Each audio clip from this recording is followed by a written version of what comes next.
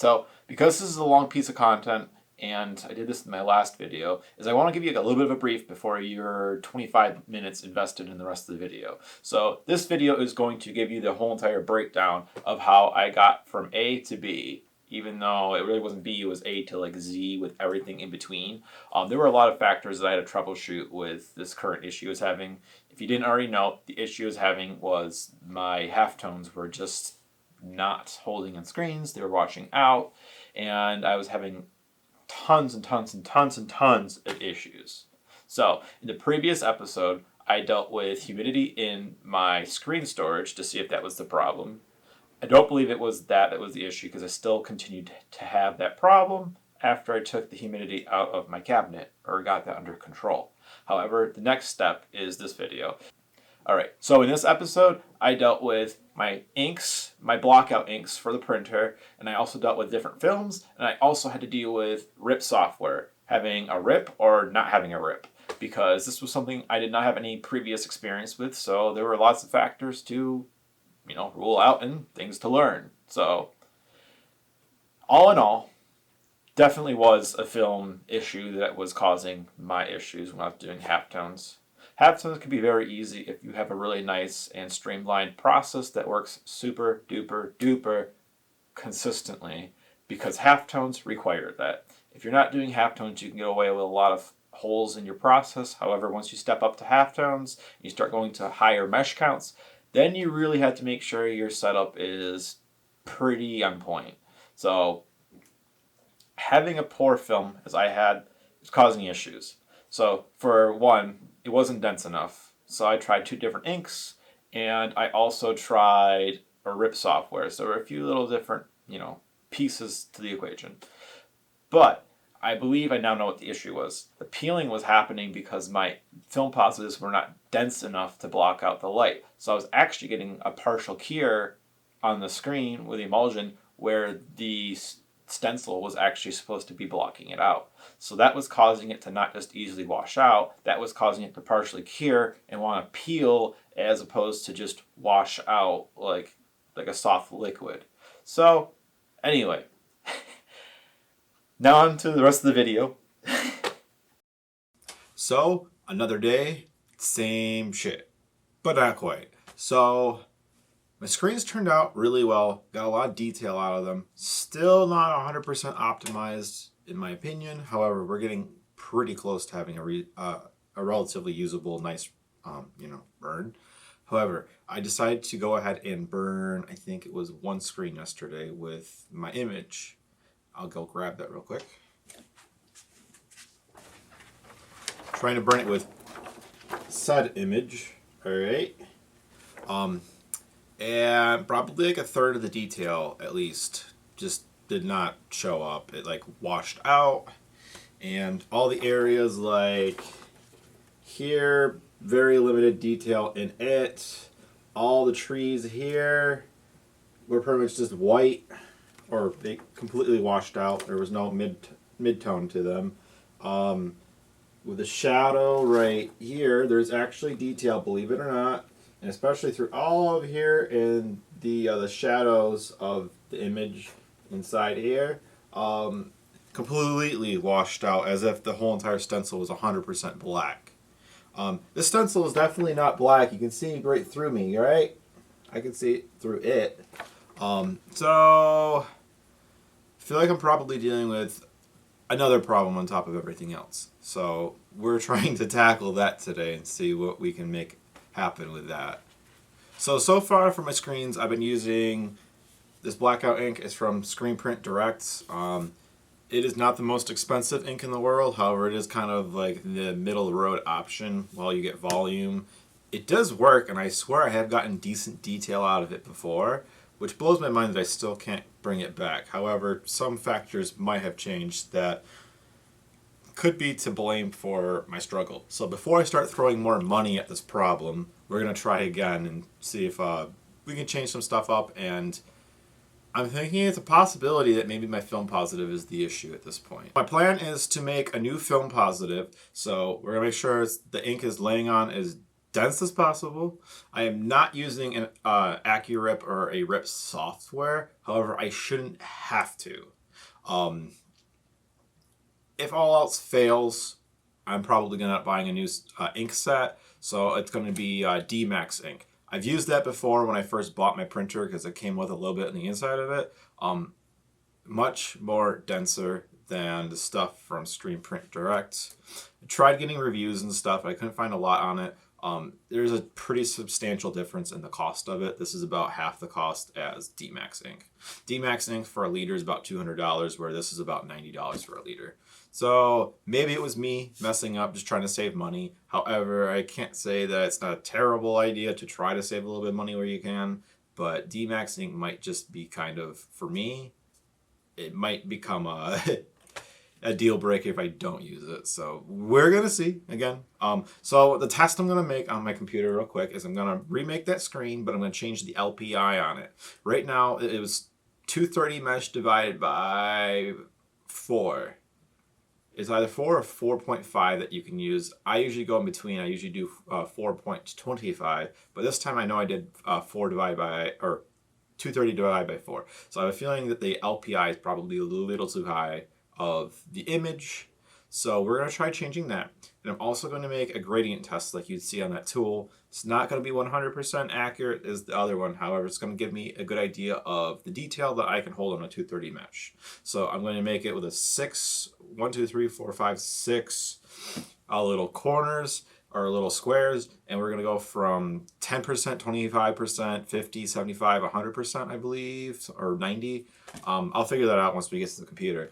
But I'm going to essentially run that through Photoshop, and we are going to change the LPI of that. I think we're going to probably make about 4 or 5 tests so you can see how large are the dots and how close in proximity they can be, and to see which ones wash out. If they all wash out, I'm going to believe it's probably going to be an ink problem or cure for sure. And if certain LPIs do not wash out on the mesh, then I know that I can't retain that level of detail on that low mesh of account. So we're going to find out real quick here, but it's probably going to be another hour and a half. So stay tuned. Well, after about way too much time, I was finally successful enough in getting my tests printed out for my different LPI halftones. But now, it doesn't matter, because I ran out of time to be able to test it and burn it, and I've already bought the other ink, because this is not working. This is not cutting it. So, I started off with this from Screen Print Direct, and I ended up going to D-Max ink from Davis International. $80 or $90, I'm sorry, $89.99. $189. Both 1 liter.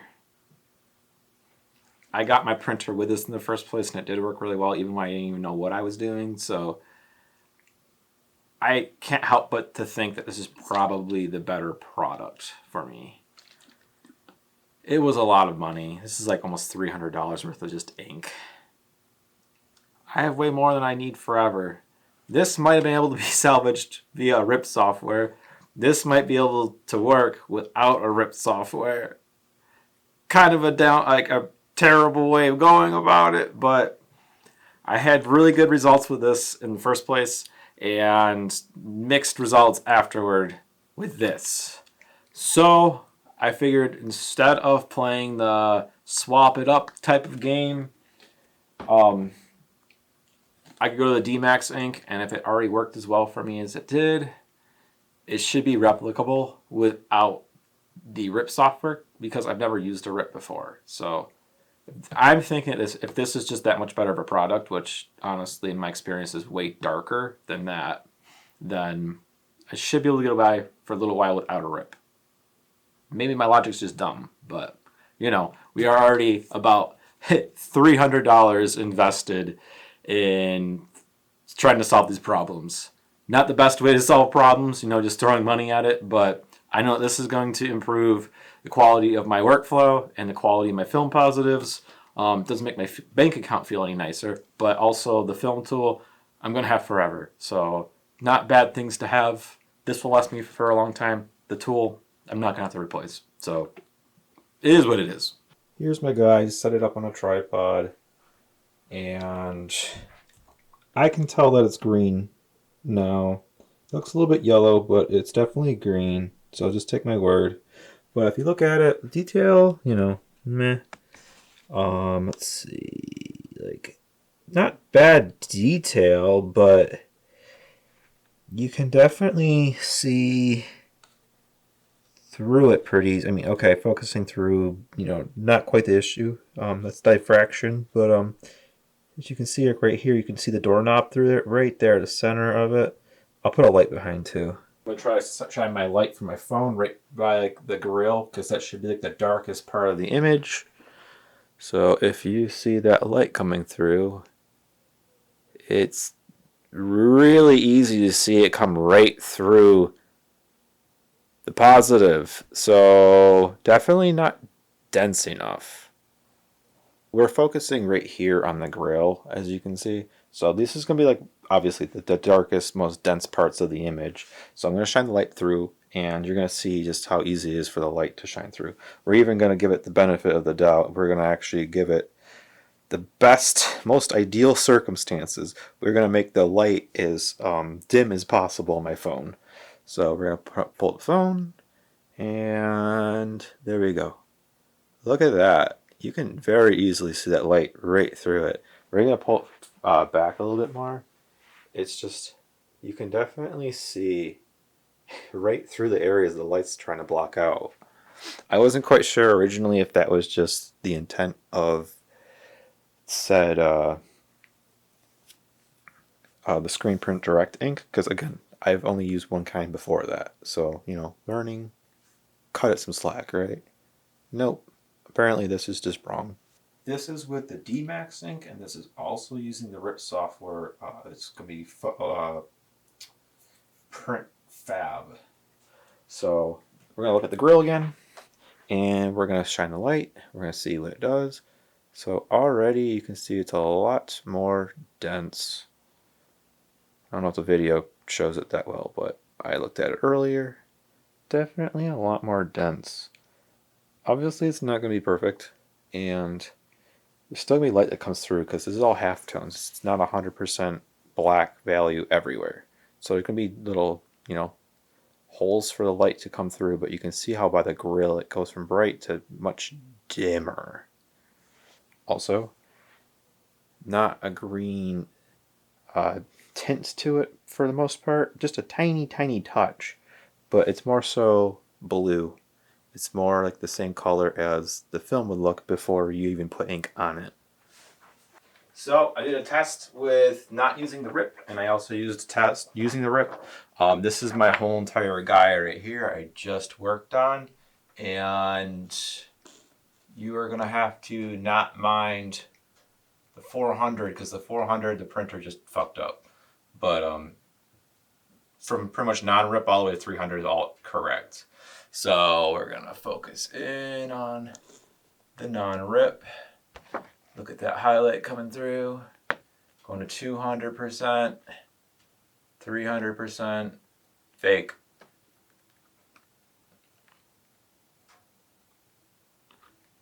It almost seems like 200 works better. I don't know how. To my eye, it looks like the 300 is darker, but isn't that strange? Correct, so that's 200, 300, 400. Does make a little bit of a difference to have a RIP. However, it's not as dense as I would have thought of, but also, mind you, that's the sun that we're dealing with that we're trying to block out. We're doing it with ink. Circles here. When you go from a non-RIP, it's actually green. I don't know if you can tell with the phone, but it's actually green. And as you go to the 200 and up, it actually starts to become black. However, the 300's actually got a little bit of green tint to it. So what I'm going to do now is I think I'm actually going to burn a screen for the first time with a 200% ink lay with the RIP software and the new ink.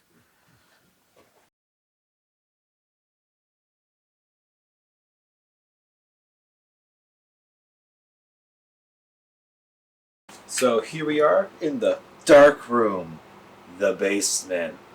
So just checked on my screens. I had dehumidifier run for about the last half an hour, 40 minutes, and it took it from about 50% humidity all the way down to I think it was about probably about 38ish%.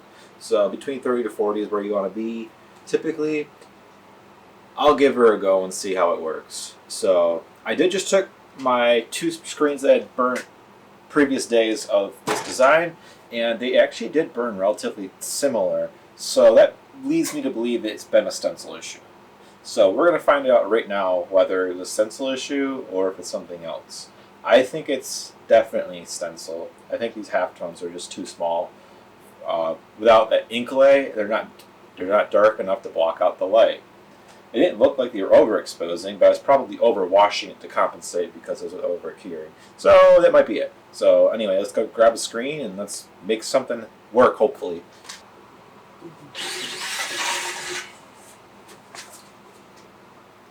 So we're working with a 280 mesh screen because all my 230s are unfortunately all accounted for already. So we'll see what we can do, right? We got our transparency, our film, the transfer, all that good stuff. We've got that already down, so we should be able to just throw the screen on and just laminate it with the glue dots that are already in the transfer sheet. Okay, make sure it's butted up against all the bumpers. And now we should be able to find all of the glue dots and push them down.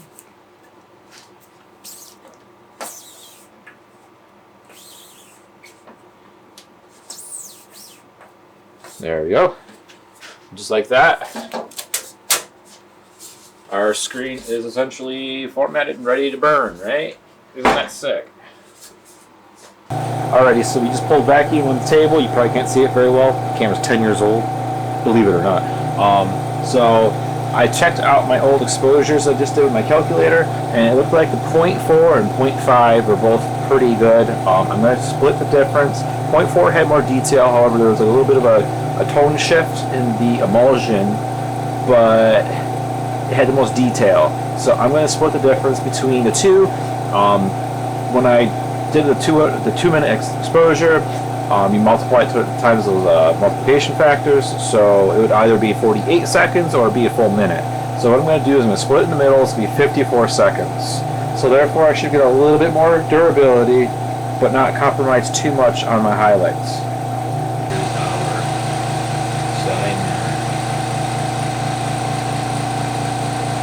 Threw in the dip tank for a minute, so now it's time to take it out and go power wash it.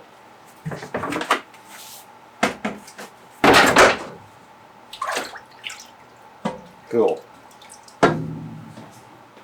So I just washed out the screen. Let's go see how it looks like, right? You can see the detail, but I've never once been able to get his face burnt into the screen yet because it's been messing up so bad. And up here are these trees. Dear Lord, I have not been able to get any of those mid-tones at all, period. They've all, any kind of bright part completely washes out all the inside detail. Not cool. You got some road detail, which is awesome. You got a little bit of detail on the side. I feel like there's probably some fallout there, but probably not as much as I thought there would be. The inside of the car, the interior, there is actually a lot of detail still, which is awesome. I cannot believe that I've got his face. Down here on the valence, way more detail than I've ever been able to pull. So honestly, I'm going to say, all in all, very large part due to film positives have been terrible. Film positives have been the issue. They have not been good enough for me, and they cause me to lose a lot of detail. And with halftones, they suffer very quick. And also the shadow in the car, obviously it's inverted. I might even invert it on the computer so you can see it. But look at all the detail that's inside of that shadow. It's all mostly there. The only details that I lost were inside the shadows. So like the tires don't have the little lines from, the casting. But, or not cast, but, whatever. But it looks pretty good. I have a feeling I probably lost a little bit of some tones guessing probably within like here, probably in there. And like the grill, I don't know if you can see it or not. I lost a tiny bit of the detail, but there's still parts of it. And honestly, even with having lost detail with this one, significantly better than the last freaking like 8 screens I tried burning with that previous stencil. And I tried burning that with not only 230 mesh, but also the 280. 280 should have held the detail with not an issue because the LPI was so much lower than the screen can handle. It was 1000%, 1000 billion% to do with the quality of my film positive. I still can milk some more detail out of this, I know it. But wow, was that a lot of work. So, this has been a ton of work. Holy cow, has this been an incredible amount of work to just get to a point of being able to finally press the screen. Dear God. Thank God I got this. But I probably lost the last like week and a half to solving this problem. It's thrown me so far behind. I've been so mentally stressed. Genuinely, it has been killing me on the inside not being able to get a simple screen just to to reproduce right, to burn right. I'll tell you the whole entire sequence if you haven't already watched to this point. I went through my emulsion, tested the exposures, tested different mesh counts. I believe I attempted to try different LPIs. I also tried. I also had to revisit my cabinets to figure out if it was a humidity issue, which I'm sure that was a good thing to get under control. I tried humidity, airflow, heat, and I also tried different pressures with the power washer. I tried different times for the soak, the water bath soak. I also tried pulling more vacuum. I literally had to rebuild my freaking exposure unit. Had to rebuild my exposure unit, which was a blessing in disguise. Seal's now replaced. The one bulb that was out is now working because one of the live wires, apparently, one of the positive wires was just disconnected from the ballast. So super simple, super easy, way less menacing in the long run now that I know what it was. But I did that. I bought an expensive freaking screen tool for the emulsion to check my exposure, the calculator, the Kiwo. Thought I should have bought one a long time ago. Kind of regret not having bought one already, but you know what? No better time in the present than to spend a lot of money, and I guess it's going to help my process all the way through every single next job. So that kind of stinks to have spent the money, but now I have it. I don't have to worry about having to buy another one pretty much. I've also, what did I else do yesterday? I went all the way out 50 minutes out of my way, spent $200 on another ink. I have a feeling that the dye is actually not largely to deal with the problem. I think the ink that the dye I was using before was probably fine from Screen Print Direct, but I knew that I had better results before with the stuff from DMAX, but that was probably $200 I didn't need to spend. But at this point, that part of the equation I know is completely out of the completely out of the equation. That little element, that factor. I know it's not going to cause me a problem now because now I know I have a solid quality dye for making film positives. What else did I do? Specific to the job, I had to buy wider film positives so that I could do a 20-inch by 16-inch print because 13-inch rolls do not cut it, or 14. There was that. We printed about 3 million things on the printer to figure out why the printer was not formatting correct randomly. We reinstalled all the drivers. We updated the OS on the computer. Dear Lord, it has been such a pain. But to finally see a screen that's usable, not even perfect, but usable, I am so relieved. So I definitely improved my process through and through. A ton of different departments through this entire process. It's been very tedious, very long, very mentally taxing, very hard to mentally try to process because there's so many factors you have to constantly be on top of. But we finally got that. We've finally got that. So that's a win. That's definitely a win for me. So I should definitely celebrate that win. And by in my way of celebrating that win is going to be burning out the next screen so I can get my blue channel.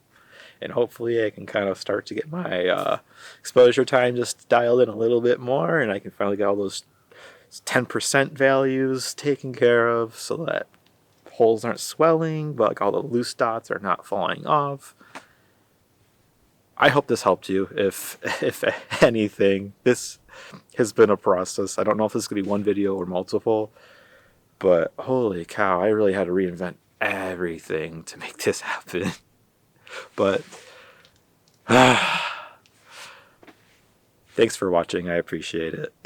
I hope this helps you and helps you not lose your mind quite as much as me, and maybe saves you a little bit of money in the meantime. So thanks for watching. Bye.